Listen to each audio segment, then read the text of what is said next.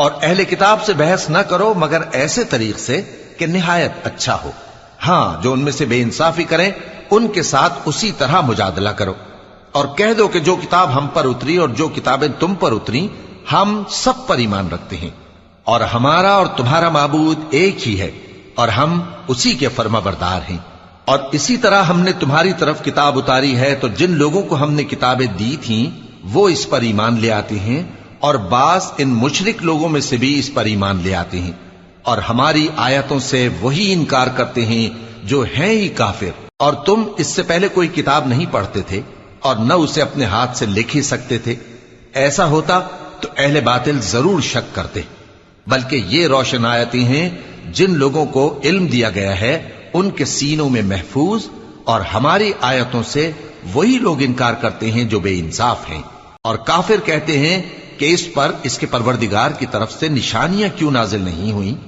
کہہ دو کہ نشانیاں تو اللہ ہی کے پاس ہیں اور میں تو کھلم کھلا خبردار کرنے والا ہوں. کیا ان لوگوں کے لیے یہ کافی نہیں کہ ہم نے تم پر کتاب نازل کی جو ان کو پڑھ کر سنائی جاتی ہے؟ کچھ شک نہیں کہ مومن لوگوں کے لیے اس میں رحمت اور نصیحت ہے. کہہ دو کہ میرے اور تمہارے درمیان اللہ ہی گواہ کافی ہے. جو چیز آسمانوں اور زمین میں ہے وہ سب کو جانتا ہے، اور جن لوگوں نے باطل کو مانا اور اللہ سے انکار کیا وہی نقصان اٹھانے والے ہیں. اور یہ لوگ تم سے عذاب کے لیے جلدی کر رہے ہیں، اور اگر ایک وقت مقرر نہ ہو چکا ہوتا تو ان پر عذاب آ بھی گیا ہوتا، اور وہ کسی وقت میں ان پر ضرور اچانک آ کر رہے گا اور ان کو معلوم بھی نہ ہوگا. یہ تم سے عذاب کے لیے جلدی کر رہے ہیں، جبکہ دوزخ تو کافروں کو گھیر لینے والی ہے.